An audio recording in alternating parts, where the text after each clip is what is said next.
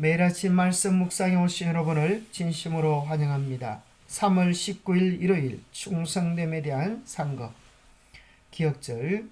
그 주인이 이르되 잘하였도다 착하고 충성된 종아, 내가 적은 일에 충성하였음에 내가 많은 것을 내게 맡기리니 내 주인의 즐거움에 참여할지어다 하고, 마태복음 25장 21절 말씀.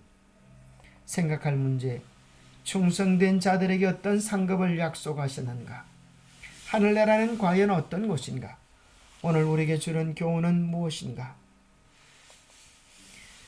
믿음이 없이는 하나님을 기쁘시게 하지 못하나니, 하나님께 나아가는 자는 반드시 그가 계신 것과 또한 그가 자기를 찾는 자들에게 상 주시는 이심을 믿어야 할지니라.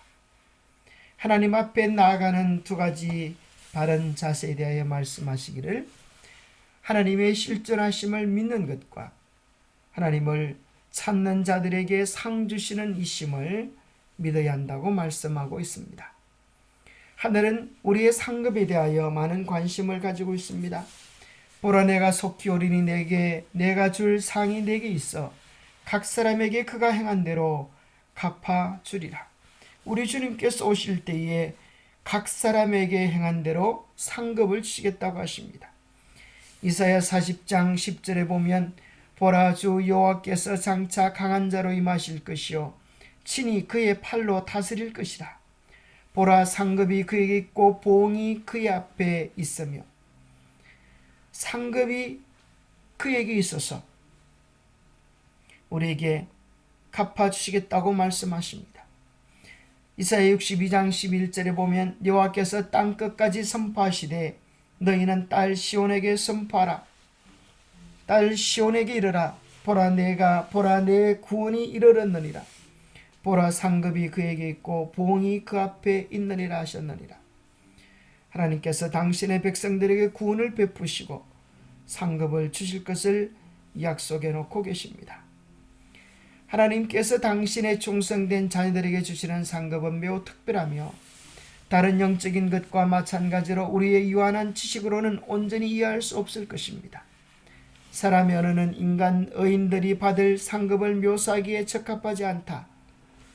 그것은 오직 바라보는 사람들만이 깨닫게 될 것이다. 유한한 사람으로서는 아무도 하나님의 낙원의 영광을 깨달을 수 없다. 예수께서는 산상수훈의 첫 번째 말씀이었듯 팔복을 이렇게 마무리하셨다. 나로 말미암아 너희를 욕하고 박해하고 거짓으로 너희를 거스르려 모든 악한 말을 할 때에는 너희에게 복이 있나니 기뻐하고 즐거워하라. 하늘에서 너희의 상이 큼이라. 너희 전에 있던 선지자들도 이같이 박해하였느니라. 예수님께서 산상수훈 가운데서 하늘의 상급으로 복받을 것으로 팔복을 결론짓고 계십니다. 그렇다면 하늘의 상급을 얻은 자들이 들어갈 하늘나라는 과연 어떤 곳일까요? 계시록 20장 4절에 보면, 그곳에는 그리스도와 더불어 1000년 동안 왕노릇하는 권세를 누리겠다 하셨고, 22장 5절에 보면 다시는 밤이 없겠고 햇빛과 등불과 햇빛이 쓸데없으니 이는 주 하나님이 그들에게 비추심이라. 그들이 세세토록 왕노릇 하리로다 말씀하고 계십니다. 특별히 대쟁투라고 하는 책에 보면 하늘나라에서의 아름다움을 이렇게 묘사해주고 있습니다. 모든 능력과 재간은 증가되고 발달된다. 지식을 얻는데 두뇌가 피로해지거나 정력이 소모되는 일이 없다. 가장 큰 기도도 실행되고 가장 고상한 포부도 성취되며 가장 높은 희망도 실현될 것이다. 그럴지라도 거기에는 여전히 정복해야 할 새로운 높은 봉우리, 경탄할 수밖에 없는 새로운 경이, 이해해야 할 새로운 진리, 마음과 몸과 영의 능력을 다 기울이게 하는 새로운 연구 대상들이 있게 된다. 어떤 사람은 하늘에서 그 영원토록 지루해서 어떻게 살 것인가, 그렇게 걱정하는 사람이 있습니다. 그런 걱정은 하지 않아도 족합니다. 왜냐하면 여기 정말 놀라운 하늘에 대한 묘사가 있는데, 우리가 마음속에 꿈꾸고 바라던 그 모든 일들이 온전히 우리가 생각하는 것 이상으로 성취되는 것입니다.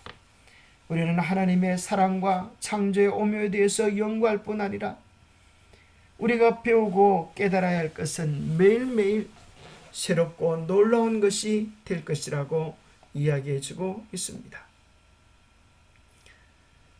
하늘에서의 우리의 힘의 강력함에 대하여 이렇게 말해주고 있습니다. 아무도 휴식을 필요로 하거나 원하지 않을 것이다.